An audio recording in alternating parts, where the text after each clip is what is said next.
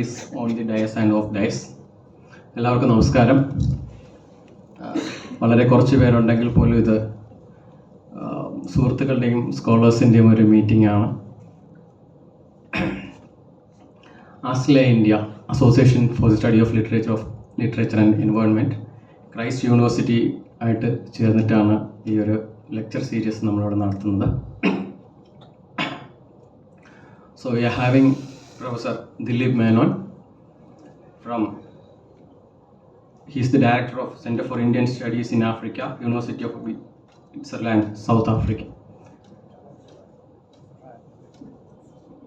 ASLEIയുടെ നേതൃത്വത്തിൽ നടത്തുന്ന ലെക്ചർ സീരീസിലെ ഒന്നാമത്തെ ലെക്ചറാണ്. So we are having Prof Murali Sivaramakrishnan, President of ASLEIndia. He's a poet, painter, ornithologist, photographer, and esteemed professor for all of us. So I request Professor Murali Sivaramakrishnan to introduce ASLEIndia and about this event. Sir.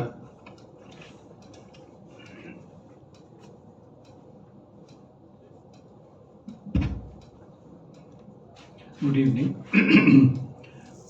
First of all, a very warm welcome to this gathering. This is more like a family get-together because I'm a bit confused because I don't know how the proceedings is going to be. One can speak in Malayalam or one can speak in English, whatever you want. You are free to do that.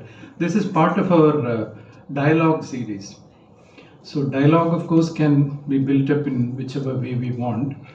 But I thought I'll just say a few words, not interfere or come in between the speaker and you. But then I thought I should say something about the occasion, what made us get together like this in the first place. I represent an association called ASLEIndia, which is Association for the Study of Literature and the Environment. We are about 20 years old, so you can imagine, and still we are going strong somehow or other. We don't have much public faces. We don't come out much, and we don't put feelers outside like that. We publish. We are just an academic body, so we continue with our newsletter. We have a web presence, and we have produced some books. We have had many conferences with other universities and departments and NGOs and people who work in the field. It started out as a interface between literature and the environment. It started long back in 2005 when I gave a course in my university.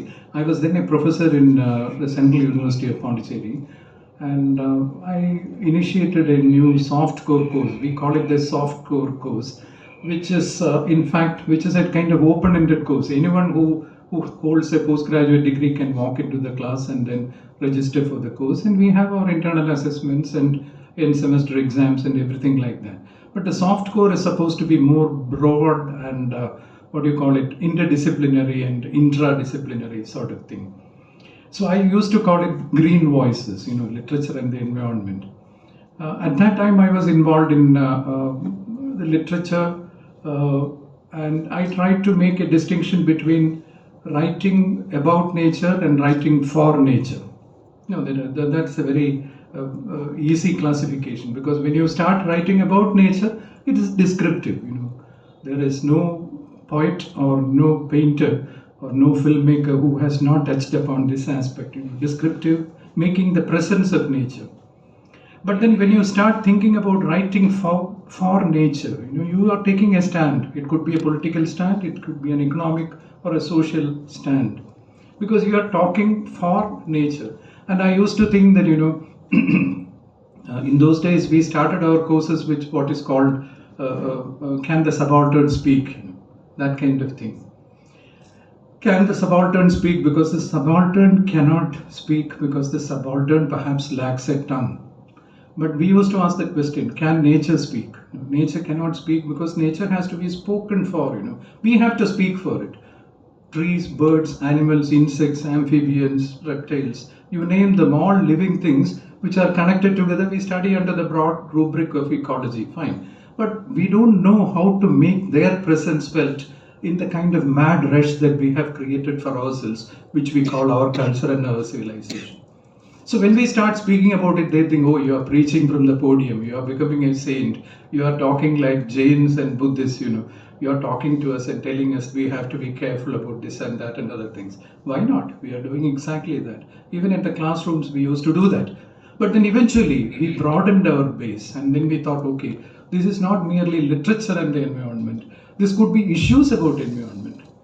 So we started politicizing, in the sense when we make our presence felt, people immediately ask you, are you starting with the left foot or the right foot? Because everything has to be seen in this kind of fundamentalist way.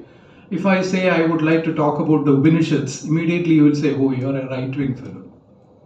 If I don't do that and I go to, okay, Devi Prasad Chattopadhyay, if I just talk like that, they'll say, oh, you are a left-wing sociologist.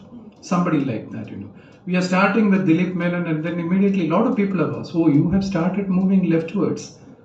So whether we are left or right, the point is, what are we left with? This is the question that we would like to ask, When I spoke to Dilip, he was asking me, what can I do about environment? You are a people of, environment. What do I do about environmental issues? I said, we want to make a debate. We want to make a dialogue about our presence like that, Human beings in the midst of all other living creatures, We are all bound together. And what are we doing? Our political system is not the only thing. Our social systems are not the only thing. Our cultural, systems are not the only thing. We have to think about how we